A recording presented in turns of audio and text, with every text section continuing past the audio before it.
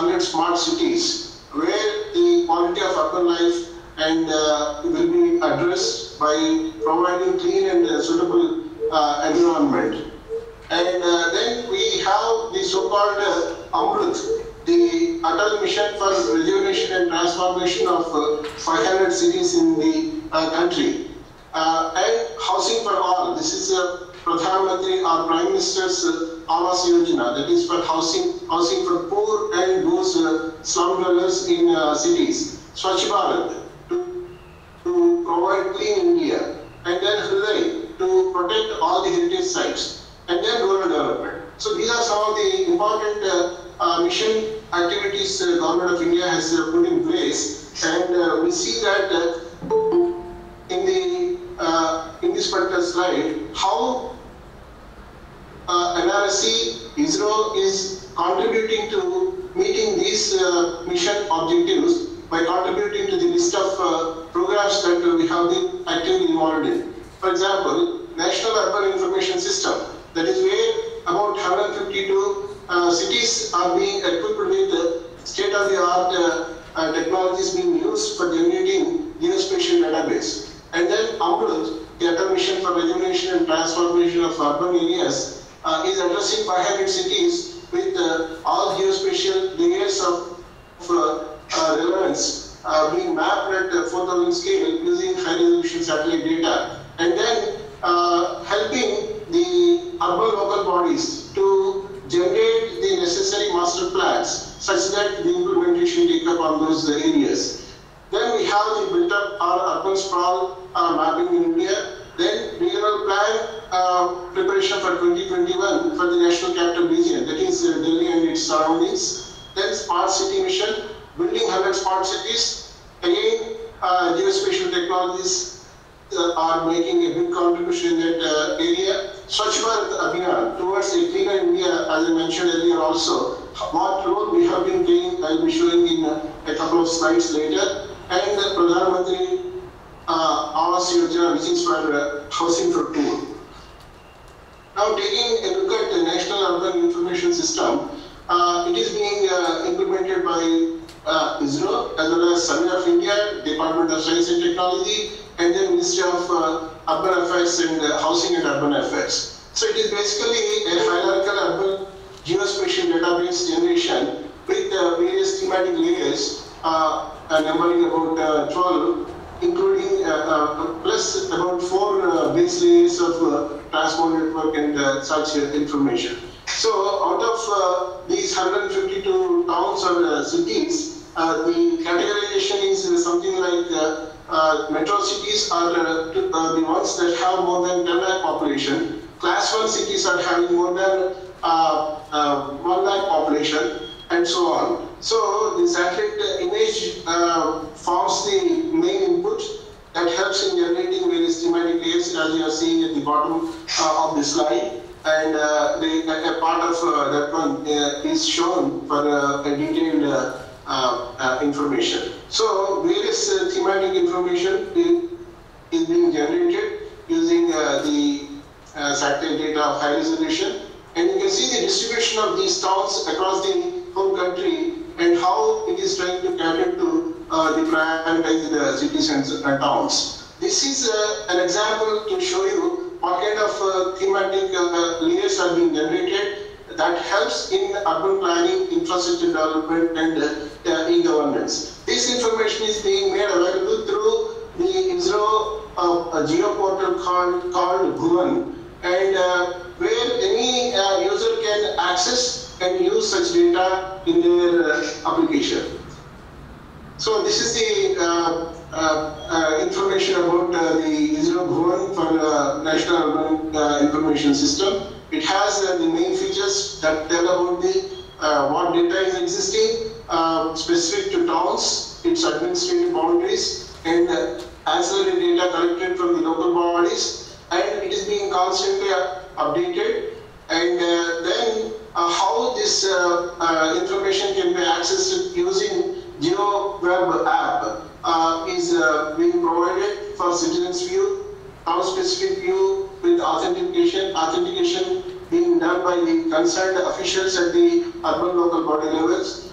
So creating and updating Bhuvan NUS uses local GIS tools, and it is essentially helping users to adapt to the developing technologies in making better use of the technology in their day-to-day activities. Then comes on the close skills of NUS, it comes Amrut is the one that is being implemented currently for about 500 cities with 1 lakh population, where the important aspect that is being addressed under this one is to have a proper water system, water supply systems, sewerage systems and septage, storm water drainage, urban transport, green space and parks, reforms, management and support, and the capacity building. Now, if you look at from the top of the panel, using very high resolution satellite data, by interpreting the high resolution satellite data, base map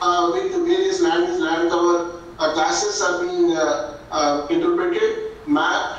Then this database, this data goes to the urban local bodies who will be carrying out the local verification, and also those features about which the information is not amenable to satellite data, they will be collecting from the ground, and the information comes back to NRSC in this case, and that information is integrated with the base map prepared using the satellite data, and final map is prepared. That helps in generating the master plan for that area for further implementation and to take the developmental activities further. So this is how Amrit project is being executed over 500 cities. Now, it is important to know how our urban areas are growing with time. So for the last 25 years, this is from 1991 onwards until 2014, how cities like Kolkata, Delhi have grown. Like that, for 500 cities, this has been carried out, and the next cycle of mapping is in progress, and sooner it should be in the picture. And why do we need this kind of information? It is for spatial growth visualization and for planning purpose, and where and how the things are growing or changing. This is a very important aspect for any urban planning. And apart from doing it for some of the Indian cities, using the satellite data coming over some of neighboring countries and cities, for Colombo, Kathmandu and Kabul, a similar exercise has been carried out. Now, moving on to the we have a demo that starts at 11:20, so if you could wrap up in the next 2 minutes, it would be much appreciated. Okay, I will do that. Thank you, ma'am. So this is about a smart city where we are trying to provide the ICT-enabled smart solutions for city governance, where it is in the form of municipal tax collections, transport, power, social infrastructure, and so on. This is for about 100 cities it is being carried out. Now, the National Capital Region also gets a similar kind of attention, where the mapping is carried out for drawing the master plans. Then property tax mapping is one of those activities where the geospatial technologies are helping in using the mobile apps for collecting the property details, and then assessing whether properties are properly assessed or not. If they are not assessed properly, they are being brought under the property tax collection net. So this is the portal for property tax collection, and this is being used, and the local authorities are benefiting with this one greatly. And under Swachh Bharat mission, for about 3,900 towns with less than 1 lakh population, the sewage treatment plant sites are being identified using the satellite data, and then where the local bodies will be taking up the necessary design plans and then implement setting up of such STPs. So this is broadly the activity that is going on under urban studies that is meeting the requirements of meeting the goals of SDG level. Thank you so much. Thank you very much for this comprehensive presentation, and I will ask anyone who has questions to put them in the chat, and we'll get back to them after we have this live demo.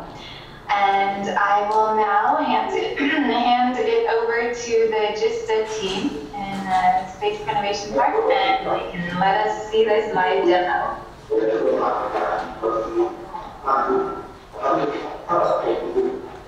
Hello. Hi.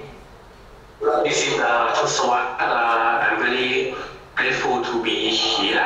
I'm with the cabinet office team from Japan to show you the lovely demonstration of currently EWS method, which is the early warning service that can develop the receiving from QCS just satellite from Japan and send the warning message to the Thai currently region.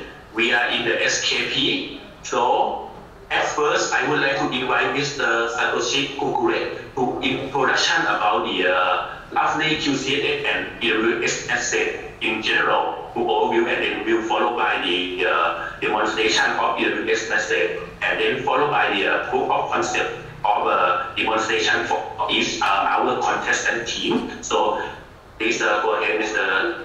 Satoshi.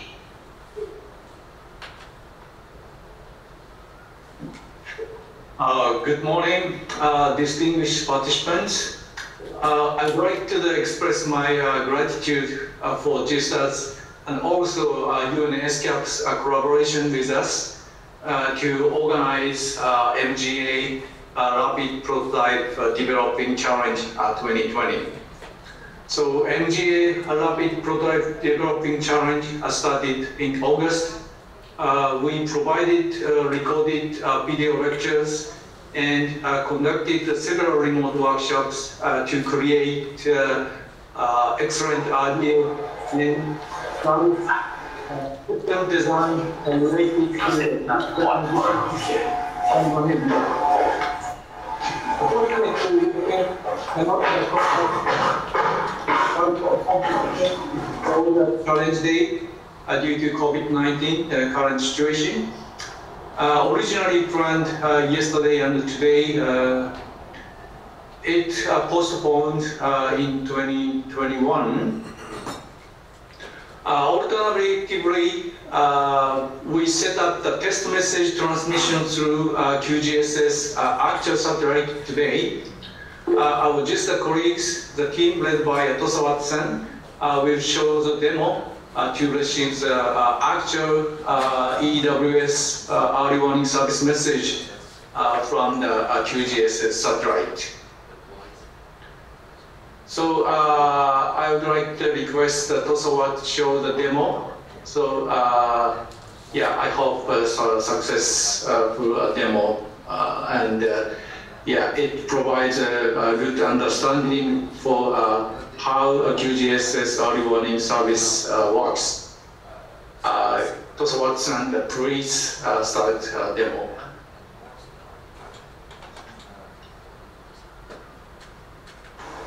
Okay, now we would like to share my screen. So we are outside of the building of our office. We are connecting with the receiver board, X%, which is now currently received it message. And early what I'm gonna show you. Can you see my screen? Okay.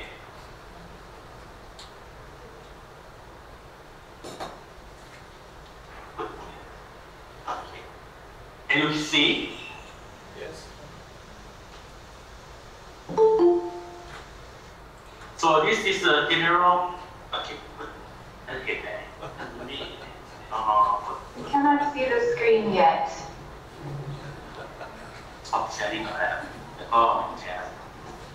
Okay, just a moment. We'll share that. Then we will share all, I think, window. Okay. Okay, I hope now we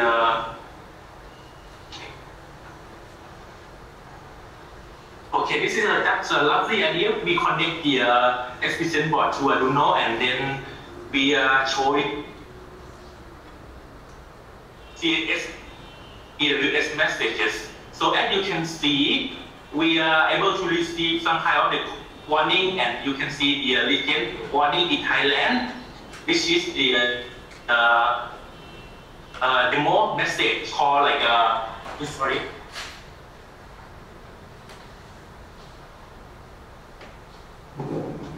Like a tsunami that can happen in SKP. Of course, this is the demo message. So with this message, you can play the mobile applications or the warning alarms or something like this. This can be connect to the IoT devices, such as the alarm or as I said, even the cellular network are down in the real actual disaster. So you can see it keep running and inform the tsunami that happened in our facility, and then we can play and warn this message. Of course, the device only connected with the computer now, but we can apply this to connect with the buoy in the oceans, or the mobile device, or even the warning pole or station around the coastal area. So you can see the system. We are able to receive the EWS message for now. So that's it for my side. So we get back to Satoshi.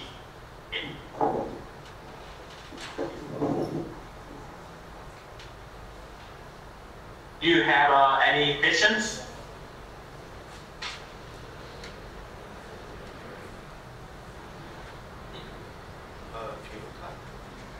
Hello, Tosawat. Okay. This is Yoko from Cabinet Office.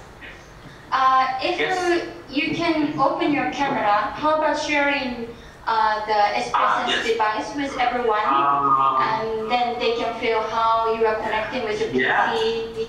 Okay. Right. You see my computer in that. Yeah. I will try to open my. Okay.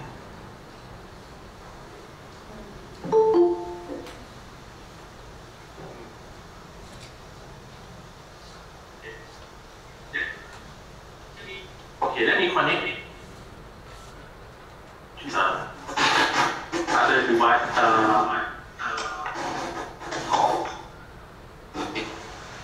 Open.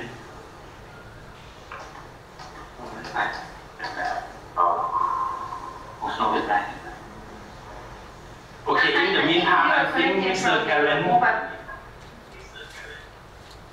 Yeah, I will try to connect, and you can see the general.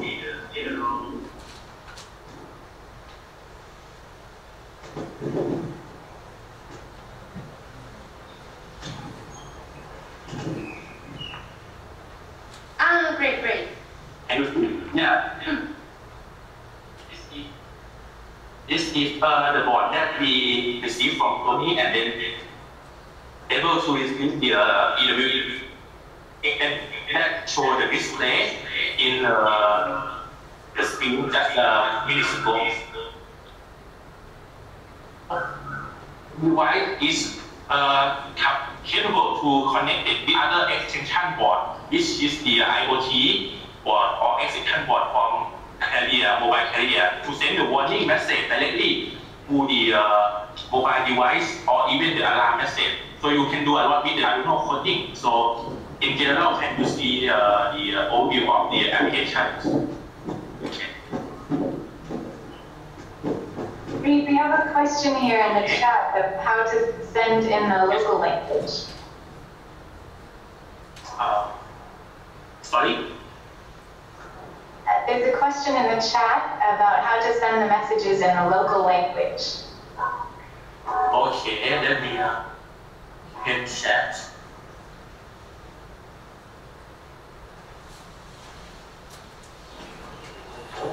Yes, how to say to the local language.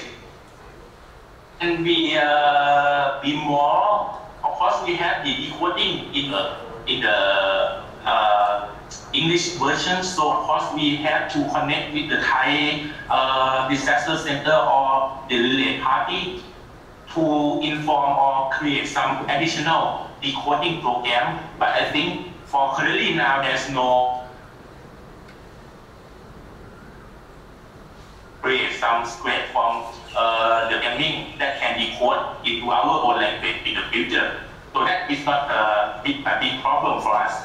If we get this infrastructure deployed around Thailand, so that can be done easily.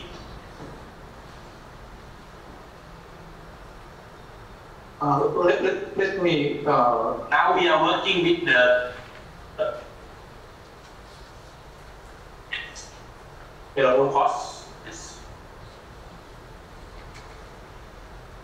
This is the Satoshi Cabinet Office. So I would like to make a small additional comment. So satellite transmit only so the code just so the 0101 like that. So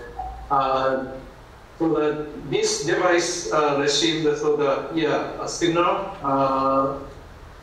at code. Then the code message translate so some text or siren and beep and so on. So you can coding so translate so your local language from the just so the 01 code to actual meaning of language. So this could be sort of made in sort of RPG challenge. You can make a code, a program to translate just sort of data bit stream into your alert message.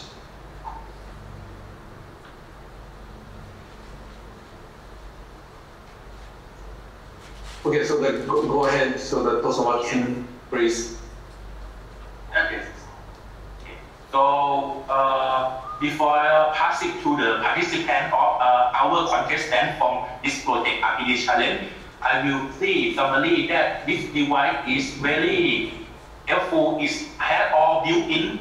You can see the built-in antenna and built-in sensor all around in this single board. So I think it's the SIM card or the extension board need,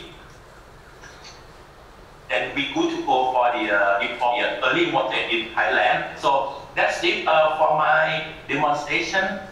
So now I would like to invite 4 potential contestants of RPG challenge to present their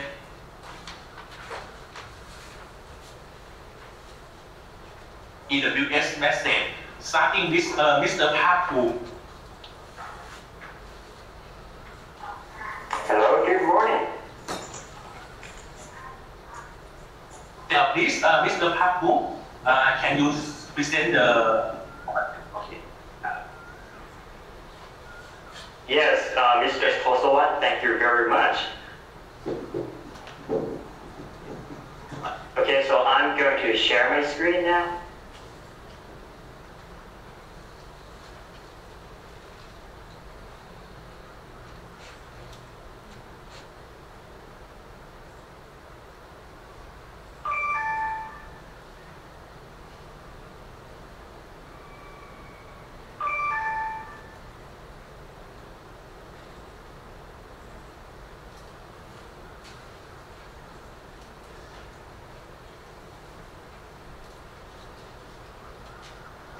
Okay, for testing my microphone, do you hear my voice now? Yes. Okay, great.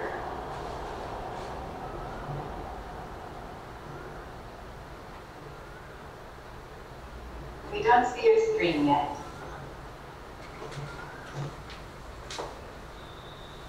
A few seconds. I'm sharing my screen.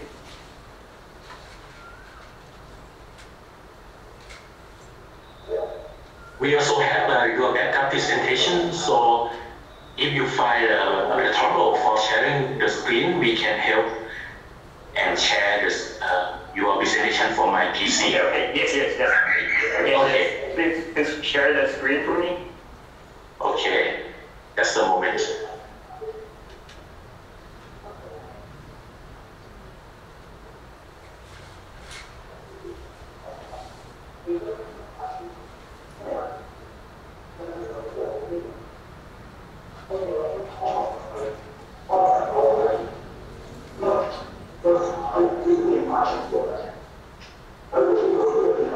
Okay, can you see? Yes. Okay, so yes, thank you very much, Mr. Solan. I'm Park from team number 24 from Bangkok, Suvarnabhumi University. And please go to the next slide. Okay, so I'm going to talk about the agenda of this presentation. First, I'm going to talk about the problems, and then talk about how we will solve the problem, and then I'm going to talk about how we will make a difference in the market. Okay, so please go to the next slide. And for the problems, we have the conclusion that there will be 4 main problems regarding disaster. And for tsunami detection, it is not so effective, and buoys are not deployed far enough, so we can only warn people only a few minutes before the tsunami reaches the coast. And sometimes buoys cannot detect the tsunami and warning system. It doesn't work when the disaster happens. We can learn a lot from Indonesia earthquake and the tsunami in 2018. And Thailand also has this problem. Some warning tower didn't work. And the evacuation solution, it is not well planned. So people are in panic, they freak out, they don't know where to go, where to evacuate, and this causes lots of death tolls. And the communication, the tsunami destroys pretty much everything, and the cell sites are not the exception. So no internet, no phone signal. This means your connection to other victims, to rescue team is active. Okay, so please go to the next slide. And here's how we're going to solve the problem. First, we will have the tsunami detector embedded in buoys. And buoys will detect the tsunami wave and provide real-time sea level data to servers for monitoring purpose. And second, we have more effective notification and warning system that try to reach as many people as possible. And third, after people know that disaster is coming, they need to know where to go, where to evacuate. So they also need evacuation route finder embedded in mobile app. And the last thing is chat and connection. The tsunami destroys anything, it destroys everything, including communication line. So we provide a new communication channel between victims and victims, and between victims and rescue team using mesh network. Okay, so please go to the next slide. And let's talk about the tsunami detector. First, buoys will extract the tsunami wave from sea wave and calculate if there is going to be a tsunami or not by calculating the amplitude of the tsunami wave. And second, sea level monitoring. We provide the real-time and historical data to be used in conjunction with earthquake data to predict if the tsunami is about to happen or not. And third, if buoys detect tsunami, buoys will transmit warning message to people, server, and GNSS satellites. And the last thing is we can make it even better. And because buoys cannot be deployed so far away from the coast, people have little to no time to evacuate. And for this problem, we can use some low-power WAN technologies that allow more than 40 kilometers data transmission. But as we get support from AIS, we will stick with NB-IoT network just for this challenge. Okay, so please go to the next slide. And this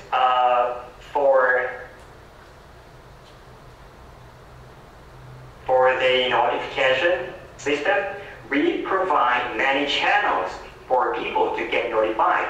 If any of these channels are not available, they can still receive the notification from the different channels. First, they can receive a warning message from a mobile connection.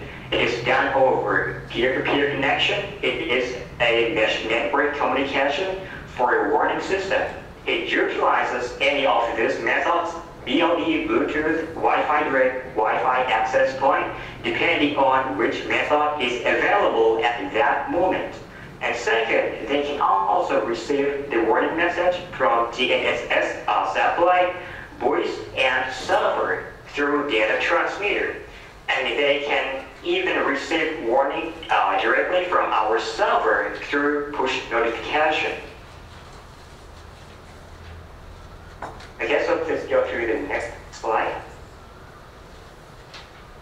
And for the chat and communication between victims and between victims and rescue team, we connect them together, and with this connection, we can transmit any type of data like text messages, voice, images, videos. They can take a picture of victims that need help. They can even record videos where they are and describe how bad the situation is and ask for help. And with this mesh network connection, we can transmit disaster warning message and chatting data. When you move to other areas, you transmit these two things, the warning message and chatting data, to other people in that area in the range of 100 meters. And the warning message is going to be spreading like a virus.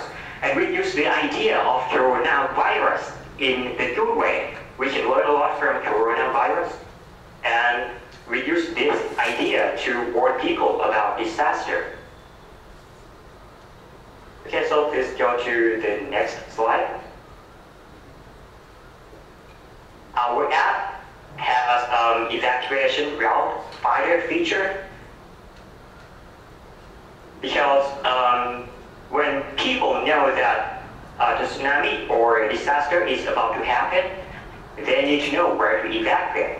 So first, the mobile app will receive the warning message, and then it's going to get its current location using GPS, and then it's going to find the evacuation points nearby, and finally, it's going to find the best route to those evacuation points and estimate the time user would take to get to that destination.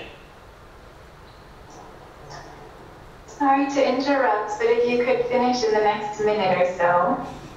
Yes, sure. Thank you. And the last slide is our next slide. Please go to the next slide. And here's our unique and strong point. Our voice can transmit EWS message immediately after AI detects tsunami. People can have more time to evacuate. Our service gives higher possibility that people will be notified about disaster no matter where they are, because we transmit the message through many different channels. And third, victims and evacuees can still communicate with each other, and they can communicate with a rescue team even if internet connection is totally down and there's no full signal. And number four, our services give people best evacuation area and routes based on their location. And this feature would save lots of lives effectively. And the last thing is our service can be very useful for further study and research and AI development, because all data about sea wave from buoys will be stored in database. Okay, this is all of my presentation. Thank you very much.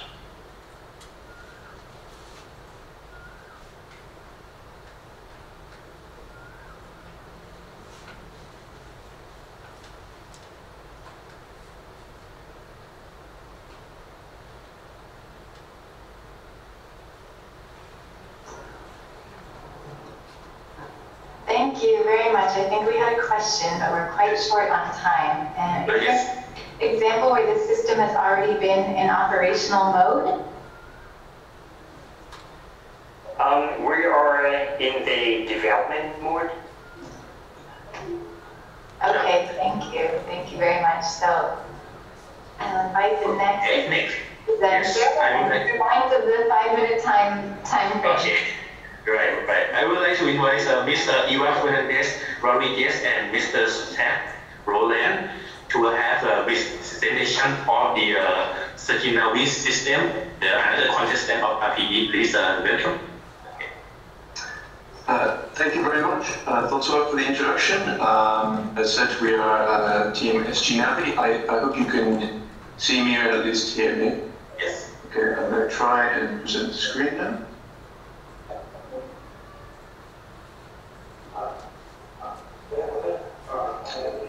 Okay, can you see this? Can you see my screen? Yes. Okay, great. Okay, so as said, we are Team SG Navi, and we are here to present our system Flood Monitor, which, as the name suggests, provides a novel solution to flood data collection and data sharing. Our mission for the system is to provide transparent emergency awareness through distributed geolocated data. To achieve our mission statement, we use a system of combined hardware and software solutions. For hardware, we use a distributed system of two different types of beacons. Dynamic beacons, which are released to float in and move with flood waters, measuring flood movement speed and direction. And static beacons, which are strategically located in areas where flooding is expected and measure rising flood waters. We also take as input the early warning system messages received by expressants. The data from both the beacons and the EWS messages are processed in Python and stored on a central MySQL server. The position, velocity and time data of the dynamic beacons is used to predict the direction and speed of the flood waters. Flood depth measurements from the static beacons are combined with topographic data of the surrounding area to predict local flooding. The EWS messages are processed in the server to send targeted, human-readable alerts to users. This processed data is streamed to a free public smartphone application via an API. The Flood Monitor application alerts the user to the EWS messages using the Android push notification system. The application also features a user status page showing flood risk level and helpful safety info, prediction map of flood depth and movement measured by the beacons, and a water quality map showing the collected sensor data for all beacons. For both types of beacon, we use Expressant's main and extension board to receive GNSS signals and manage sensor data. Both beacons are equipped with temperature and turbidity sensors for water quality analysis. The dynamic beacon uses an U-Box receiver to improve the quality of GNSS positioning measurements, and an accelerometer to measure beacon orientation in fast-moving flood waters. The static beacon uses an ultrasonic sensor to measure water and flood depth over time. We are going to describe now the use case our project covers. First, the QZSS satellites send an early warning message that is received and processed by our hardware segment. Our targeted users then receive a notification on their smartphones with information of the alert, including event type and duration. The user can check at any moment some other features of our application. They have access to maps that include the flood status and flood predictions for the next hours, empowering them to follow the best path to safety. Moreover, another feature of our system is a water quality map that will be helpful to measure the environmental damage that the flood can cause in the fields. All this information is gathered by the net of static and dynamic beacons that Zach explained in previous slides. To sum up, we will mention some of the strong points of our project. Using accurate PVT, we will be able to parameterize the flood and make useful predictions for its future behavior. Our in-situ data will provide a deeper level of understanding of the flood in comparison with an only satellite system. Our system is low cost, and it encourages environmental and economic recovery by providing real-time sensor data showing the impact of the flooding. Finally, all the information gathered by our system will be accessible and easy to manage. Thank you very much for your attention. We are Zach and Eva from GISTDA, and we would love to answer any question you would have about the project.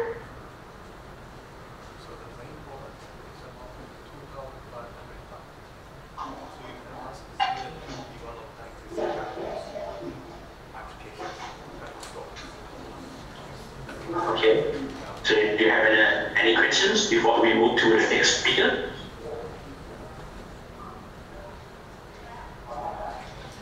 Yeah, for the moment we are participating in the RBD challenge.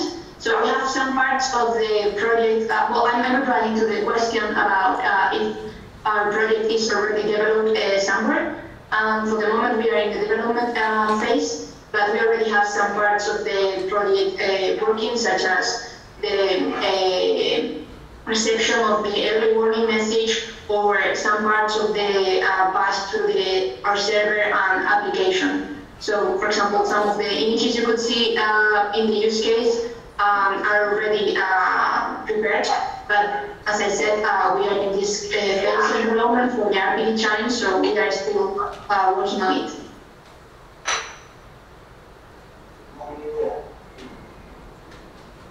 Okay, thank you very much for presentation. Okay, so yes. So next, I would like to invite us a presentation from Kun Gan, from the Chulalongkorn University. He is one of the contestants of RPD. So please, Kun Gan.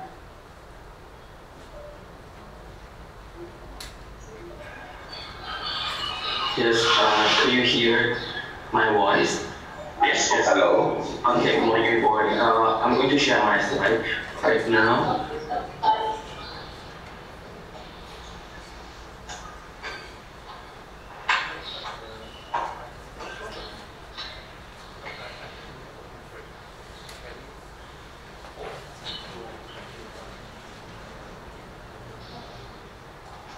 Okay, do you see my slide?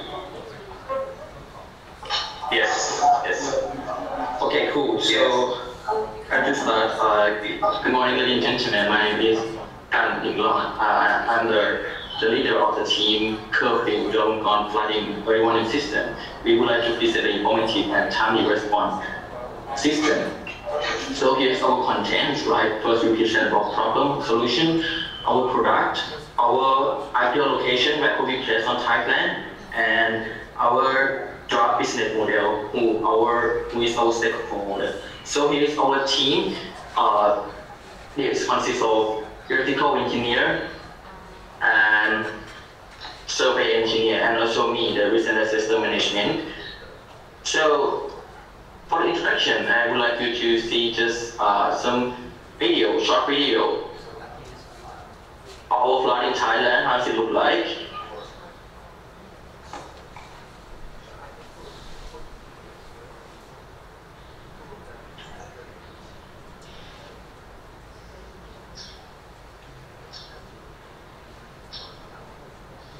Right, so as you can see, the flood is not only a problem, but the problem is like when they are too late to evacuate, then they need to operate those dangerous missions, such as do the high glide and cross the road, or they need to lose their car, which it leads to the next slide, which is the problem that we would like to present and solve. So the first one is flooding. When this happens, in Thailand, we have the system, but we don't know when it's going to come, what type of the flood, and it depends on also the time, how much time do they have, and how they're going to evacuate, when and where should they evacuate to, which is lead to the high loss and damage. Usually in Thailand, usually high damage to the property, to the car, to the electrical device in the house. So let's start with the basic idea of the flood. In here we divide into three types. The first one is the river flood. The flood occurs when there is too much water, too much rain, and the water overflow from the river. And then the flash flood and surface flood. The flash flood will come from the mountain or the high tolerant area, and the surface flood will come from the drainage system. And the last one is the clotted flood, which come from the storm surge, the wave tracked by the protein from the sea. So what we focus on only the river floods and flash floods. So here's the scenario: if you are in the house and the floods come, and then you don't know how to prepare due to the flood type, its severity is time, and then the evacuation, you don't know where to go, where should you go, based on the less detailed news. Sometimes in Thailand, the real situation is like they say the flood may come, but it's not enough information. And damage, like as I mentioned, they lost many things. They cannot move their TV or electrical thing up to the second floor. And in the second scenario, what if the house is beneath the mountain, then the flash flood come and cause a lot of loss of life. For example, last month in Nakhon Si Thammarat, more than 30 people died just because of the flash flood, and they could not evacuate. They drowned and being pushed by the water. So what is this fault? The system was wrong with it. The fault is by the less effective system or no system at all in some area. So here, the problem from the effective system is normally from the narrow alarming range and less informative, which means the system just say maybe yes or no and the level of the flood, but we don't know the time actually, and low reliability is somehow, if we don't know if the equipment works properly, and it's always fault in many places, which due to the hesitation of the local authority if they want to evacuate or not, because it's affect to the reliability of the in-charge government. So the solution, we present the flexible tractor alarm system, which they were flexible alarming range because the ball itself can roll with the water and can be alarmed. And the second is informative and timely response because it presents also the direction of the water, the height and the speed of the water, which leads to the reliability for the local authority to decide if they need to command the evaluation or not. So here's the production. I will hand it to Mr. Clark. Yes, this is our system of this product. On the right-hand side, we have the flooding ball to detect the flood. When the flood happens, the sensor will send the data for warning to EWS control center, which are relevant or NBLT. In EWS control center, it's built informed to the rescue team and sent to the curfew app and QCSS system control office to send the warning message to QCSS and alert at the silent. Next. This is our flooding bug to detect. You can see when the flood happens, the water levels up. The flooding ball can move. When it's moved, we can detect the moving by two sensors. One is IMU sensor, and the second, the positioning from the GNSS system from the presence. Okay, next. This is our communication. The first is presence board for communicate with the QCS satellite. The second is NB-IoT to contact with the cellular mobile. When the cellular mobile is failed, we have the backup plan, use the LoRaWAN network. We can make the local network. Okay, the next slide. This is the criteria for warning. We have the standby state. When the water level is lower than 0.5 meters, the precipitation is the water level is over than 0.5 meters, but lower than 1 meter, and the evaluation when the big warning when the water level over than 1 meter. Okay, next. This is show the scenario how the flooding ball working. you can see when the water level is up, the flooding ball can move out to the pipe. In this state, you move on to the EWS control system. Okay. And next, this is for the second scenario with the previous flood. When they have a water level from the mountain, it can make the ball move and we can warning to the people. Okay. Alright, so our ideal location where it is proper for Thailand actually, so that we can see is the map from GISTDA. So the flooding map from 2017 to 19, and when we combine it, the black color is where the flood happened. When we combine it together, we can see like this square is the place where the flood is usually happen, and if we subdivide it into sub-regions, therefore we can say like 8 out of 18 sub-region has annual flood, which is like almost 50% of the area of the river basin in Thailand.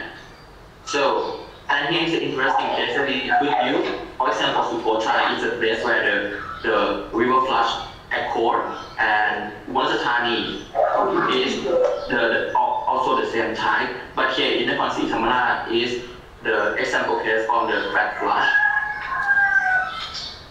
And our draft business model show our stakeholder. We can work with three organizations. First is the warning center. Like we can cooperate the data and also the alert system and local authorities such as the municipality. So we can just serve them the alert service and also the DDPM. We can share them the information for the further researching. Thank you. Sorry to interrupt, but please. Already. So I think this is it from Curfew. So thank you very much for you have the question. Please do the further contact through me. I am the contact person to all the Thai contestant RPD. So if we have like the problem later, so please contact me. So one last 5 minutes from the last speaker is the team Juno. I would like to have them present shortly. So please go ahead and sorry a little bit late, but we will keep it short. So please go ahead, team Juno. Okay.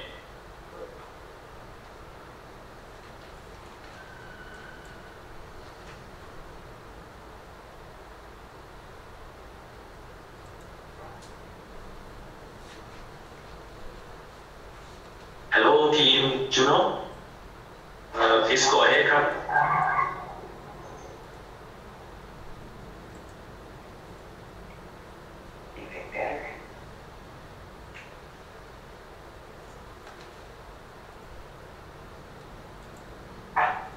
Are you in the roof? Hello? Okay. So maybe sorry to inform you that it's a little bit like passing the time. So if you can keep it short, like 2 or 3 minutes, is okay. So it's the 2-3 นาทีก็ได้ครับ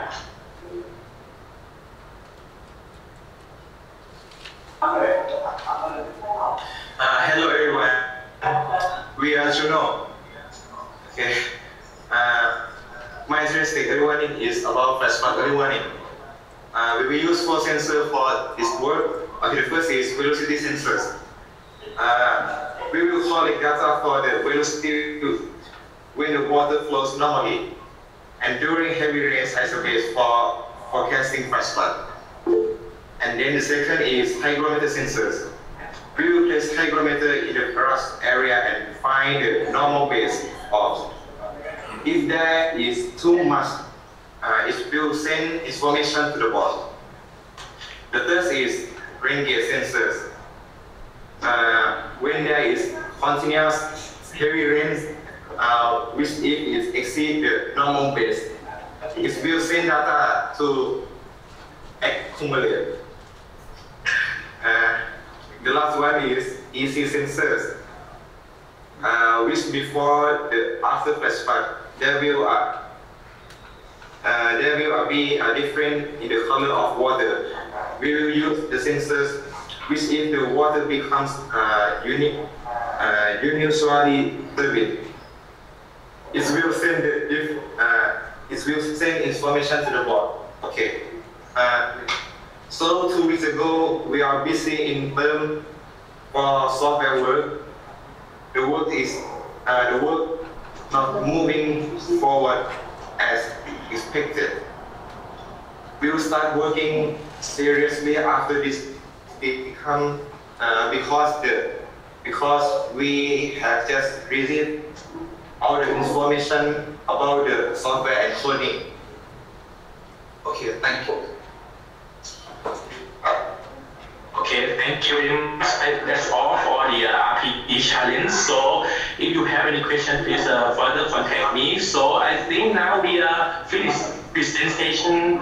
The RPD challenge will then again monthly incubating for the team, and will be tentatively fix the date for the final hackathon. That's it, the demo test, and then do the proof of concept in the Space Innovation Park in our GISTDA facility in around May. So stay tuned. I will share the news and updates. So this is only one of 4 teams from like a 12 team that are doing the contest right now. So that's it from my side. So back to Julius. So thank you very much. Yes.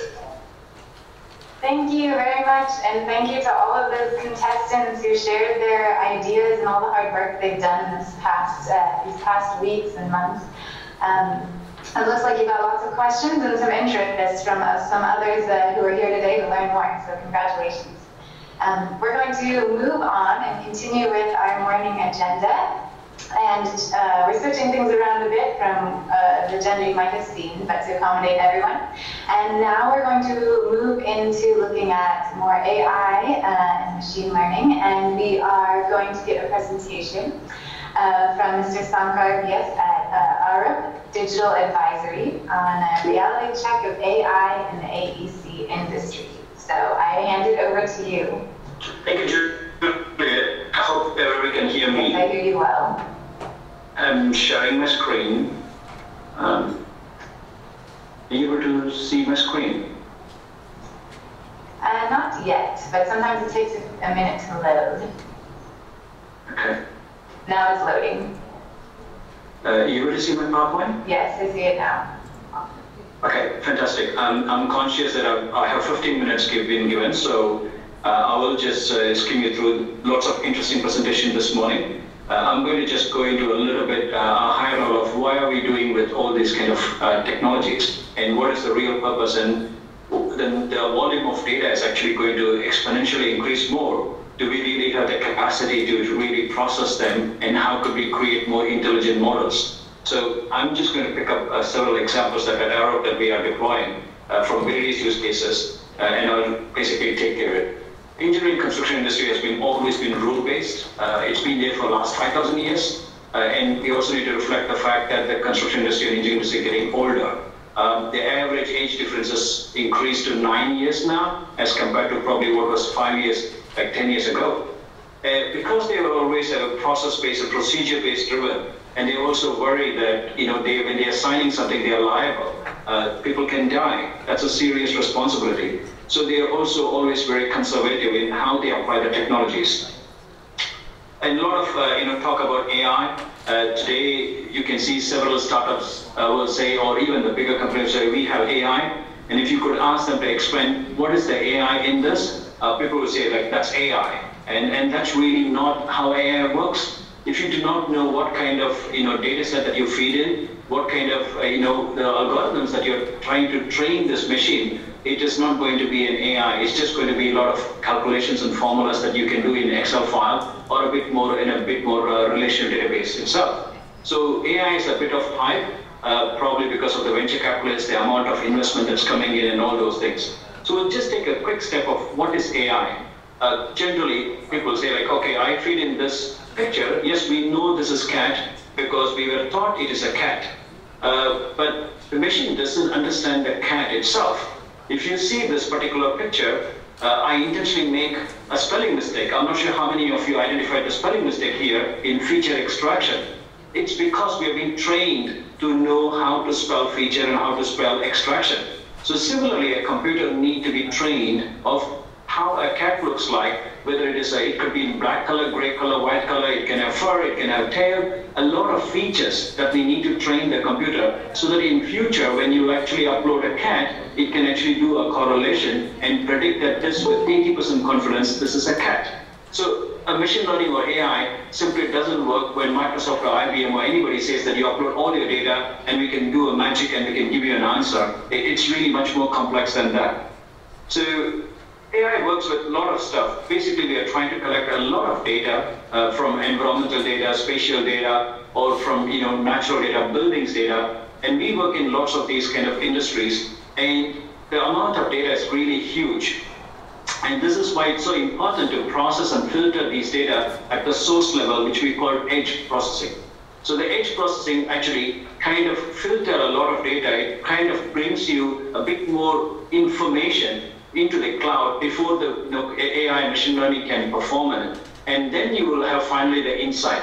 So it takes quite a lot of steps before you can talk about having a machine learning model itself. Data cleaning is one of the most tedious jobs that you will actually find in terms of AI. So I'll take you through some examples. So this is a project that we are actually working in Hong Kong, and where we are actually asked by the client that they would like to understand all the movement of the rocks that could actually affect the seawall. Now, in a traditional way, we will send surveyors, engineers to really get down into the rocks, to study it, to actually have a manual way of measuring. But these days, what we are trying to do is whether we use UAV or whether we can even use like satellite imagery to kind of train this model of what is a change in the color of the rocks. How is the shape of the rocks changing? How is the position of the rocks changing? We try to train all these things in terms of model, and then we use these algorithms to say like, okay, we use RCNN model or point cloud model and say what was the difference between last week and this week, and whether these changes are coming because of the environmental conditions or is it due to the human conditions.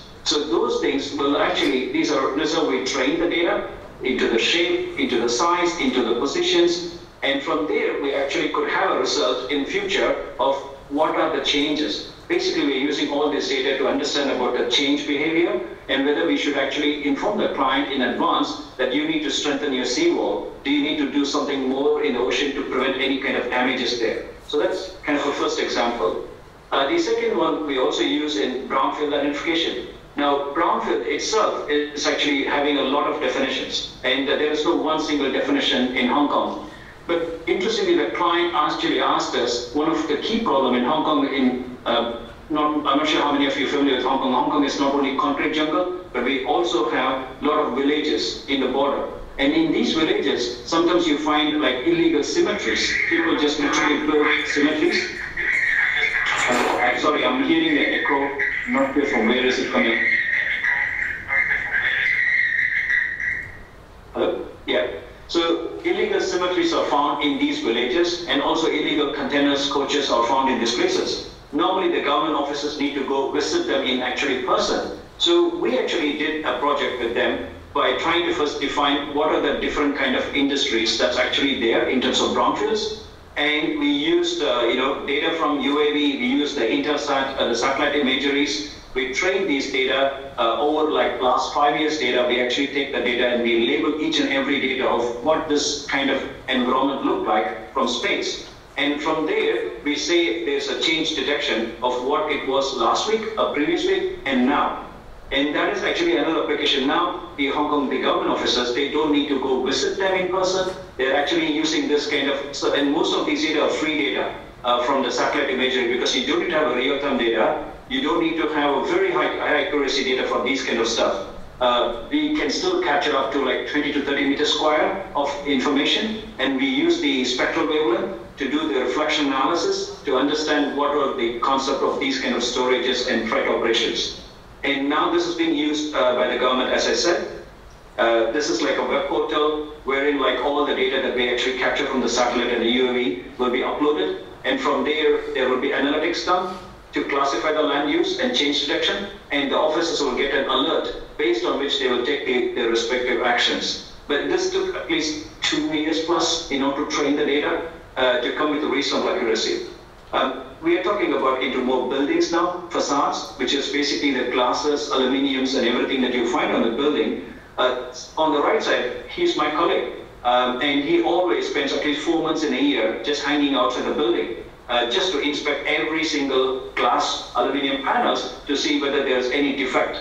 And this was his job. And so about a year and a half before I started working with him, can't we do this using data that we can capture either by drone or either by other cameras that we can actually load it onto the window cleaning units?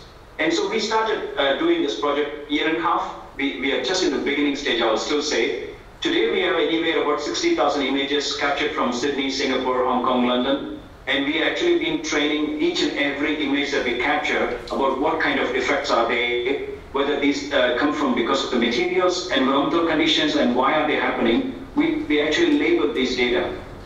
This took us, and it is taking a long time for us, because these need to be done by the experts. It's not directly by the computers. The computers do not understand anything.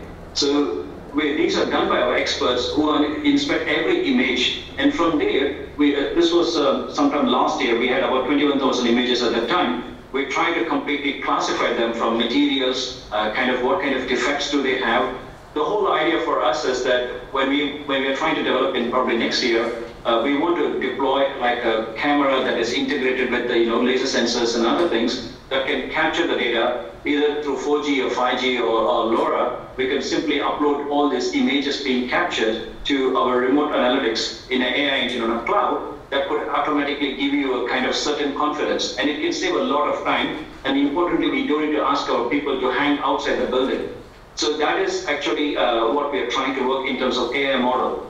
From our experience, it took us 1.5 years, and we still think it will take another 2 years for us to collect the data and do these things. Not because the technology is not here. The basic problem is the data that is being labeled is very different from one country to another country. A window or a pane or a panel, or sometimes in mainland China or Spain, they use their own language to do it. So the computer will not understand what is a window or a pane or panel and what kind of defects. We create a common taxonomy, like a dictionary, to understand that all these things are same or similar. That takes a long time for us to do it. We created an online dictionary and database now, so that this could be used and updated continuously by our colleagues. We are also working on these kind of things, bringing 2D to 3D, which is still at a preliminary stage for us, because as engineers, most of the times you have been given only a big paper with hand sketches, and it takes really long time for us to work on those hand sketches, especially if you need to change them and review them. So what we have been working in the last 8 months is how can we just extract from the 2D papers to 3D objects. In this scenario, a wall or a column or a furniture. Typically, you need to redraw this many times in an initial design phase of any kind of infrastructure projects. So now we are in the process of trying to train, scanning this paper into a PDF, and from the PDF, can we extract what are the walls? And once we know what are the walls, we can create a 3D equivalent object, a CAD library, so that this can be automated in future. Again, we are having about a 12-people project team now looking into this research to see how good we can do. But again, the challenge is in our Japanese office, people write in Japanese. In our Vietnamese office, they write in Vietnamese on this paper. So there are a lot more challenges, and the drawing is not of the same quality. It's not like very clear. So how can we apply the right machine learning model to capture these kind of data? This is more about applying this imagery and AI into a bigger city scale. So we are applying this project in Shanghai. The question that was asked to us is, could you actually study the riverways, the waterways across Shanghai, and understand about the greeneries and what could we do better to plan our future drainage system? And it is not possible to just do by in a traditional way. So we applied high-resolution satellite images here, and we created machine learning models specifically for Shanghai city originally. And from there, actually, we are applying this in multiple cities, and including Sanya, sometime in Manila and Taipei, where we are trying to use the same knowledge of using satellite imagery for doing different things, understanding the change in the forestry, understanding the natural vegetation within the urban area, and also the pollution level in different areas, the brownfields. All these things we use satellite imagery and also UAV bundle them together and apply using the spectral wavelength and other sensor data to do some kind of qualification. So this actually helps us to speed up our projects, especially when you're doing in a city scale, applying the AI data. Without AI, this is very difficult to do it. And we actually use all this data set, but important is the domain expertise, people who understand what it means. And they spend a lot of time in training this data and then having a feedback loop of when the machine learning model makes mistake, and it will make mistakes for at least a long time. These people actually give a feedback, oh, you made a mistake now, and this is the right answer.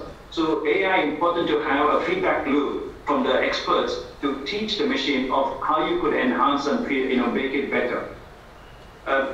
This is my last. Again, this is using the spatial satellite image, but this one was a research project we did it in Africa, Sierra Leone, where basically there are a lot of illegal dumps of waste. And they wanted to understand, the mayor wanted to understand about how could we actually use, understand where these illegal dumps are coming in, or why are they coming in? Is it people dumping them, or is it because of other reasons? So we used satellite and spectral wavelength analysis, and we figured out that there is a pattern for these kind of things happening, and how they're being washed away from the nearby factories, and also sometimes due to the rainy season. So these things are just simply not possible to do in a real manual way.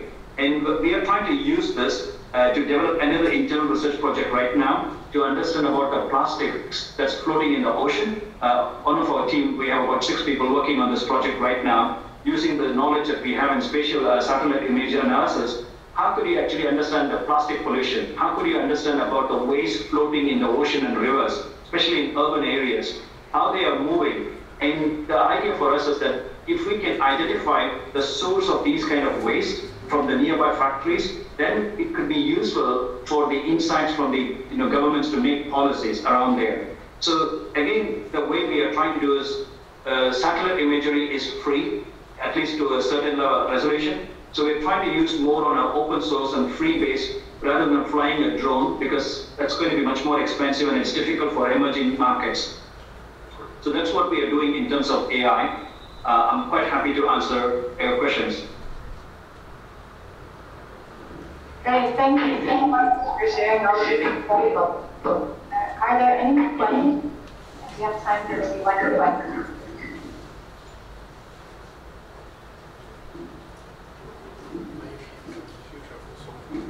There's a question in the chat. Is that productive for the presenter?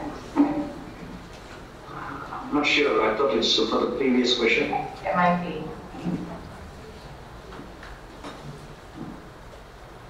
Alright, I don't see any, but if participants have questions, please type them in. We'll collect them and make sure that they get answered as best as can and sent out to all participants afterwards. Thank you. Thank you very much for sharing these examples. Alright, so we're going to move on to the next presentation. And I would like to ask for Kelly Hayden to give a presentation about air pollution. And let's see, Kelly. So we're heading back into the world of air pollution, and she'll talk about some of the monitoring that can happen from space. So Kelly, I hand it over to you and remind you of the 15-minute time slot, if not less. Thank you. Thank you, Julia. And don't worry, I'm going to make this as short as I possibly can, because I know we're behind a little bit. Many people have also seen this presentation or about this project before already. So I'm presenting a new project from that's been developed by ETSCAP and the Republic of Korea, who are building Pan-Asia Partnership for Geospatial Air Pollution Information. I'm just going to skip over all the mandate part and get to the interesting stuff. So back in February this year, the Republic of Korea launched the GeoComSat 2B satellite, which has a geostationary environmental monitoring spectrometer mounted on it, which has got a much higher resolution, better quality. sensor to monitor air pollution, so ozone, NOx, SOx, volatile organic compounds, and particulate matters, other aerosols. It actually covers an area of Asia, which is around 20 countries, so it doesn't go all the way around the globe, but it covers those countries in much higher resolution and much more frequency. So the project actually will be dealing with validating some of this GEMS data, and the way we will do this is the Republic of Korea will be installing Pandora instruments or spectrometers, and the countries or the recipients can join the Pandonia network as part of this. So the spectrometers by themselves are very good, very valuable for air pollution monitoring, but it will also help with the validation of the GEMS data. So we will also be working with the governments, the recipient governments, to build their capacity to use this data to maintain the instrument to begin with, but also to undertake some more advanced remote sensing training themselves. So for some countries, we will help them develop their own tailored tool, you could say, for integrating this data with whatever's localized. Some countries are already doing this, so we will just try and help with the integration of the GEMS and the Pandora data to have a more valuable, tailored local tool for this. We will also be working with using this data for air pollution modelling techniques, and our Environment and Development Division has already been working on this to some extent with another activity project, which we will continue and expand on. They are using more machine learning and crowdsourcing data to help use innovative sources to support, and of course remote sensing to help develop models, and they're training their models to simulate pollution levels, and so that you can see if you implement a particular policy, what is the outcome, for example. So we're hoping to expand access to these kinds of models as well as part of this project. So it's only just been approved, and we've already spoken to a number of countries and received quite a lot of support on this. So finally, because we are of course a regional organisation, and this covers, you see the range, the area that is covered by the GEMS satellite. So we will be encouraging and supporting sort of a sub-regional dialogue on air pollution between these countries, and that could be also at the policy level, but also in the technical level.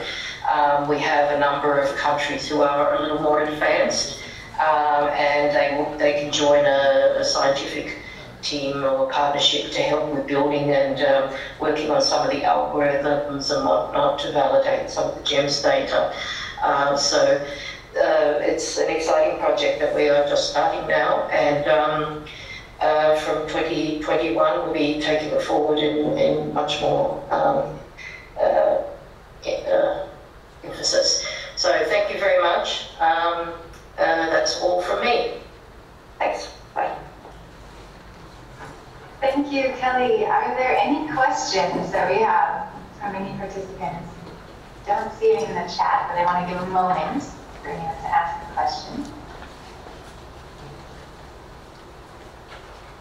All right, I don't see any now, but please feel free to put them in the chat if you have any. And you're going to be moving on to the next presenter. I would like to welcome Professor Yasushi Kiyoki from Keio University in Japan. and he will be presenting the 5D world map with AI functions for plastic pollution monitoring. And the floor is yours. I remind you of the 15-minute time frame. Thank you.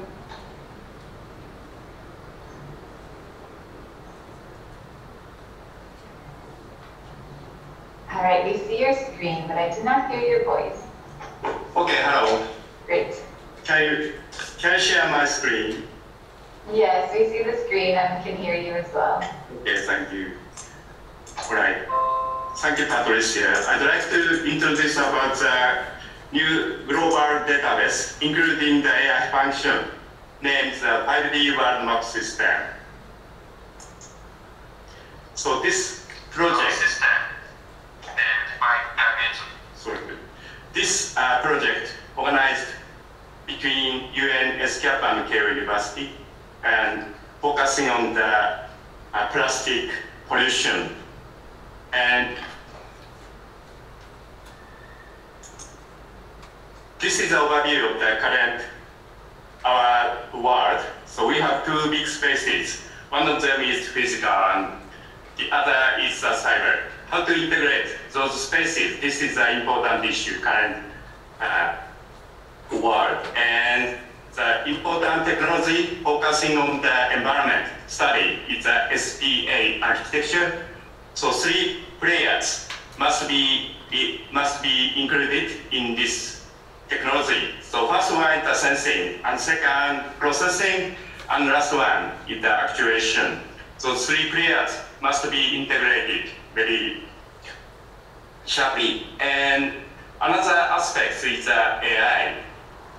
One of the important technologies is the machine learning, and this is related to the neural computing or deep learning. And the other is the semantic computing. How to recognize the meanings of the phenomena occurring in the world. This is called the semantic computing, and both technologies must be integrated in the near future, I think. And this is so this is actual SPA architecture. So we have the international collaboration team, and Keio 5D World Map Server is available now. This system is responsible to support the many analysis or some retrieval integration of the data. But the sensing modules are distributedly existing in the world like this. And 5D World Map is our system as a global database and currently applied to ocean environment and river environment, mainly about the water. And what's the 5 dimensions? 4 dimensions for physical, spatial, and temporal. Those are existing in the real world.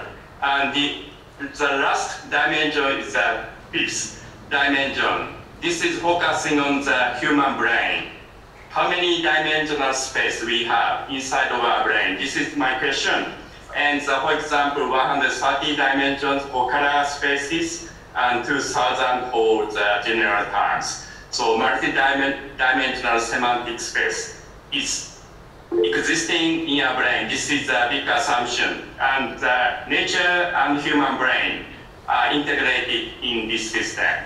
And this is the overview of the 5D. So we have the physical dimensions, 4 dimensions in geographical and temporal. In left side and right side is the human brain dimensional space, like a semantic space or a color space. Those are existing in our brain.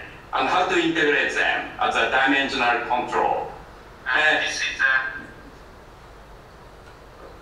this is a case of the ocean environment.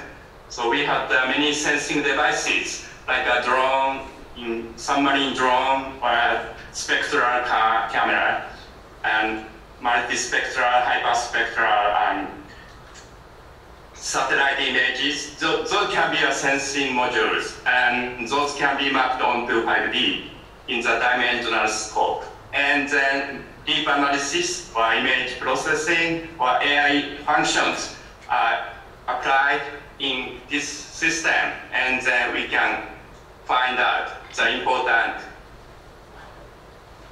not important notice as a warning or alerting. And this is another case of the water quality sensor devices or many other sensors around the water quality. Those are available currently, and then those sensing data can be mapped onto the dimensional space, and we can make deep analysis as the AI functions, and the result is coming up to the society. And this is a final actuator of the plastic, like this. This is a semantic. And this is a semantic computing, sensing, processing, and actuation like this. And how to find out the plastic garbage in the nature, and then how to make analysis to make a deep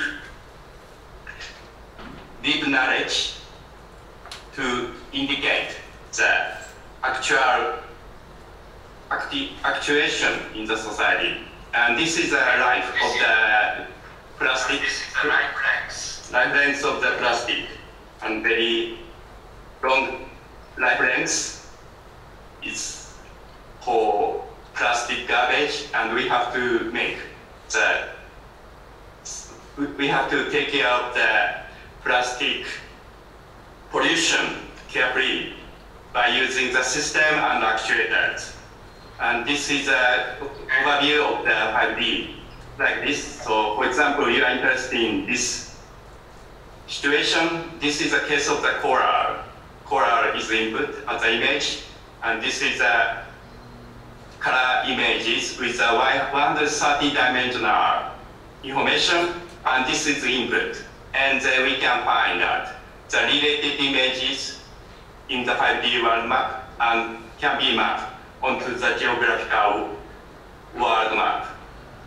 And this is a case of the another coral like this, and we can find out the related situation in the global areas as a plastic garbage related phenomena like this. And we can show the video data later. And another case, sorry, my another voice is good. And this is a case of the water parameter. pH, oxygens, or turbidity, or salinity. Those can be also parameterized in the dimensional space, and we can make good sharing about the water quality related to the water quality parameters. And this is another case of the using drone. Drone also can be utilized in our system, and a trajectory of the drone can be expressed along the route with the timeline. And this is a manual, and this is a ESCAP project of the closing loop, and 4 countries, 4 cities are currently analyzed in the context of the plastic garbage, and we have the big collaboration between ESCAP and KO. And this is a reverse side approach. And so this is an AI function. Sorry. This is AI functions. This is non-plastic. Sorry. This is a plastic garbage photos. And this is a non-plastic garbage photos. And those can be studied, learned in the AI in 5D, and then we can make a separation between non-plastic and plastic. And automatic system can be mapped onto the geographical map, like this automatic mapping of the phenomena to the society. This is our story, and we'd like to show the video data about the 5D world map by Dr. Sasaki, my colleague. So she will introduce by using the video data. So I can switch. So please, Flexa, introduce 5D world map by video data. Can you see my screen now? Yes. Yes. Okay.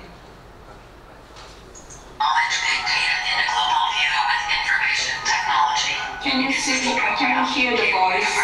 We use this system as a platform for global collaborative research activities with international partners. With 5D World Map System, environmental analysts could create the issue-based multimedia database and share the analyzed results with other collaborators. In 5D World Map System, various multimedia data such as image, movie, text, sound, sensing data, statistic data are visualized onto a set of time series world maps. By this function, the comparative analysis among various countries, regions, cities from the aspect of differences and similarities is realized, and the time series changes can be observed. That is, time series change of geographical distribution of various multimedia data of selected topics are able to be analyzed on the world map. 5D World Map System also provides the analytical visualization functions for and statistical data with spatio-temporal information and geographical information can be mapped the same as general keys, and also a series of real-time censored data are able to be mapped onto 5D World Map to share. The demonstration shows the time series change of geographical distribution of the depth and magnitude of the earthquake around the world. It helps analysts to observe the general tendency and critical points. Knowledge sharing and visualization platform called 5D World Map System that offers the ability to collect and analyze real-time information from the process into partnership and civil society experience for facilitating policy making in the region.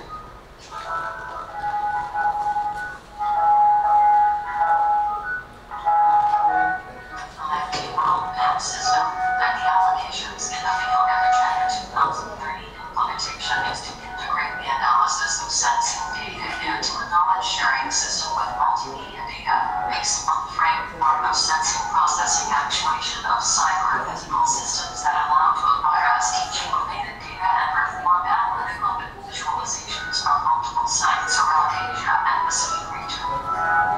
By using 5D World Map System integrated with these functions, the users are able to perform a local analysis on the environmental sensing data along with the related multimedia data on a single view of time series maps based on the spatio-temporal and semantic correlation calculations. The community-based data collection by 5D World Map System can be the action awareness building for society's pollution action, especially batting ocean plastic garbage pollution. This system provides data analysis and its application that can be supported SDG 14 implementation and awareness building. Moreover, the Global Collaborative Knowledge Sharing Visualization Platform or 5D World Map System for implementing and driving decision-making on SDG 14 like below matter offers an opportunity to reflect on the key action for successful global and local collaboration among academia, government, civil society, and international organization, and the role that UN agencies can play for fulfilling the data gap at the national level and raising awareness to support evidence-based policy making.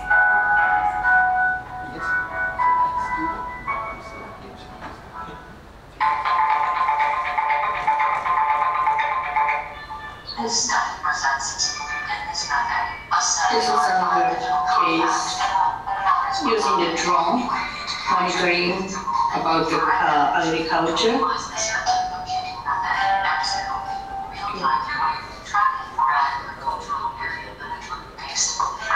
Sensing processing actuation SPA process of cyber-physical systems. SPA process is a concept for supporting the definition of automatically performing initial actions in response to the occurrence of real-time events. Sensing phase from the input of information data from the sensor. The user pays for the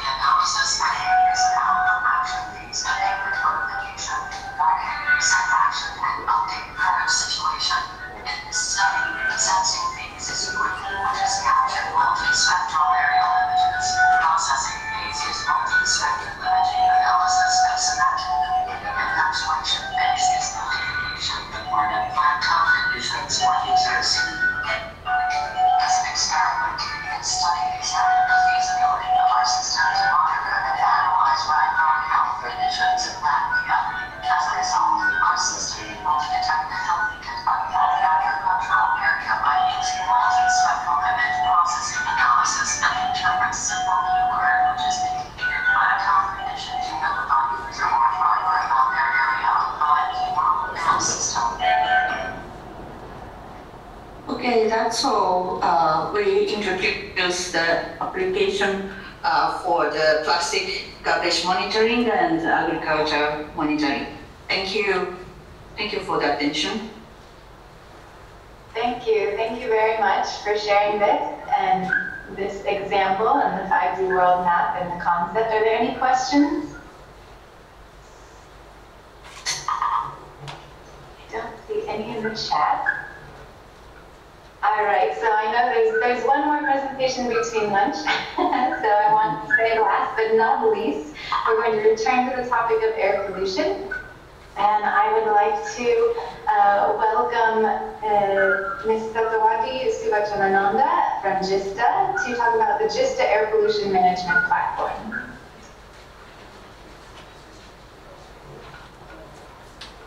And we'll be just in time to have a 1 o'clock lunch if we have the 15-minute time frame.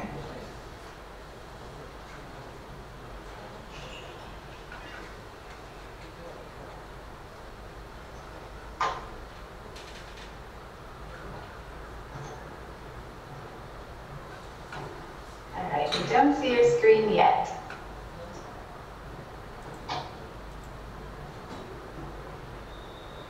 Okay, now it's coming.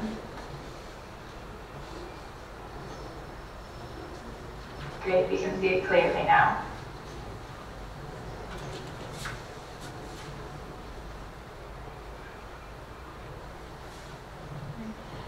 Good morning and good afternoon, everybody. My name is Thitawati Suwachananand. I don't have any audio yet. Can you hear me?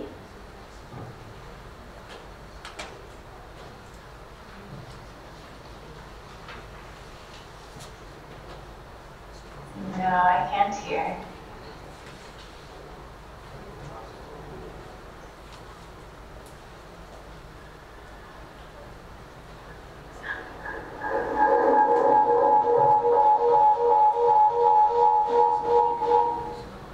Sounds like there might be too many microphones in the same room there.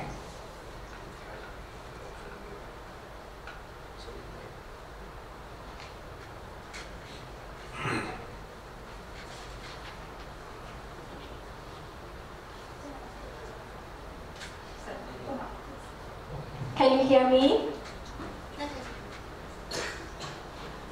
Yes, we hear. There's a bit of an echo, but I think we can hear.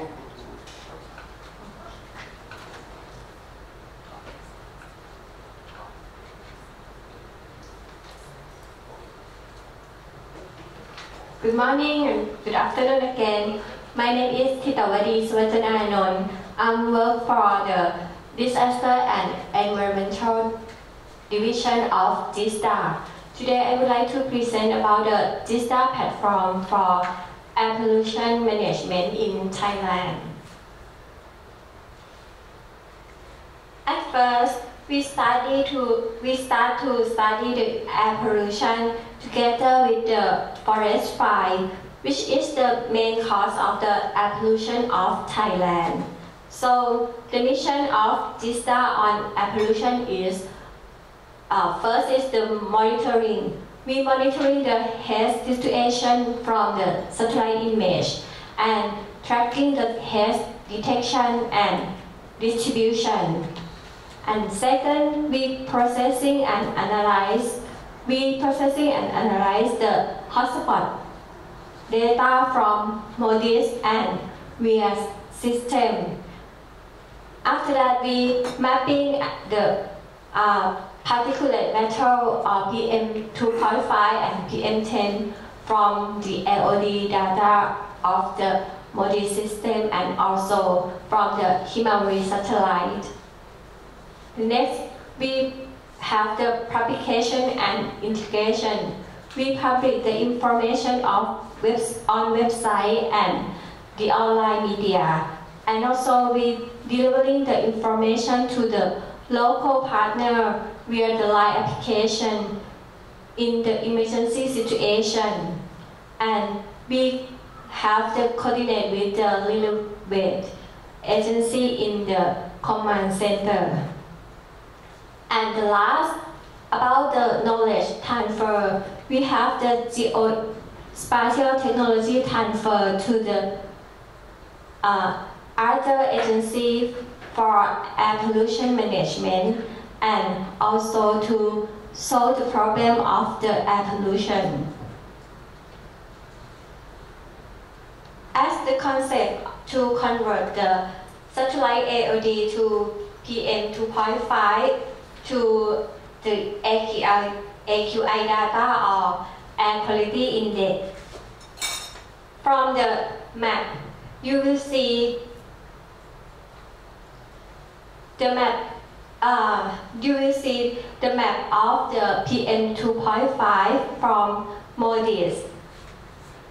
In every year on December to February, in the center of Thailand, in the first picture, you will see the higher PM 2.5 in the central of Thailand that relate with the crop management because of this is the end season of rice cycle in the center of Thailand.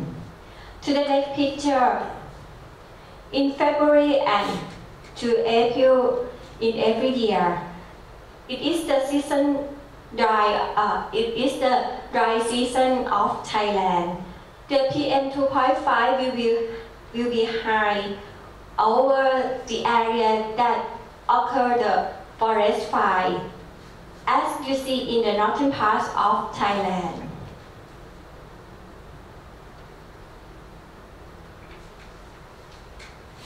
When we compare the PM 2.5 map with the hotspot, you will see the influence of hotspot on air pollution. The air pollution will be related with the hotspot in Thailand.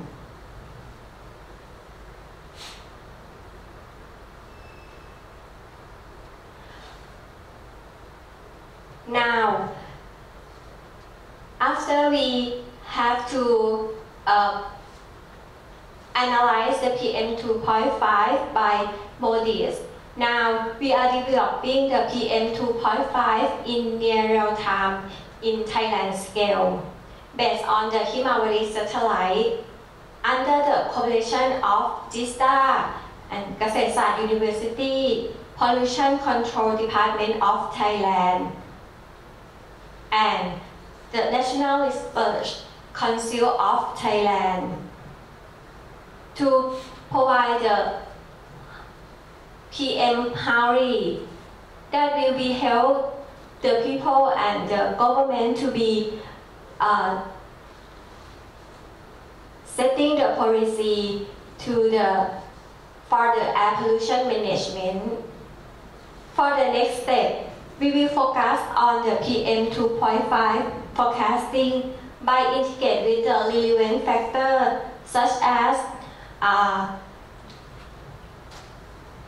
wind speed, pressure, relative humidity, or the source of the emission. All of the information that we have to analyze, we will be public on GISTDA website in the ready-to-use format, such as GIS data, map, or report, which is familiar to the user.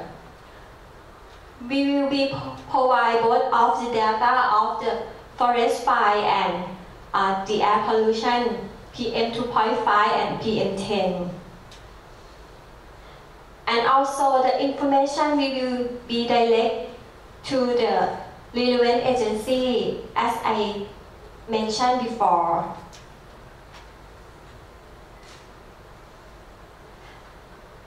And this is all I would like to present today.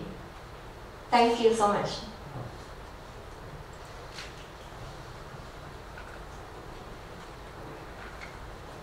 Thank you very much for this presentation.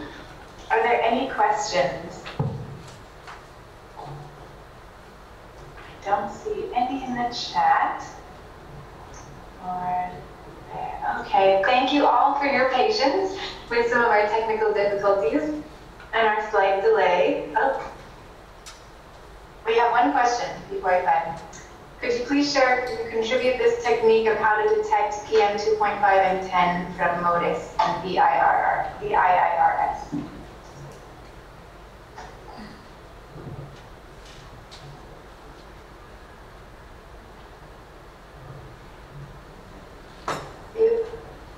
Is there an answer now, or is this something we would like to send when we send out answers to some of the other questions that were pending?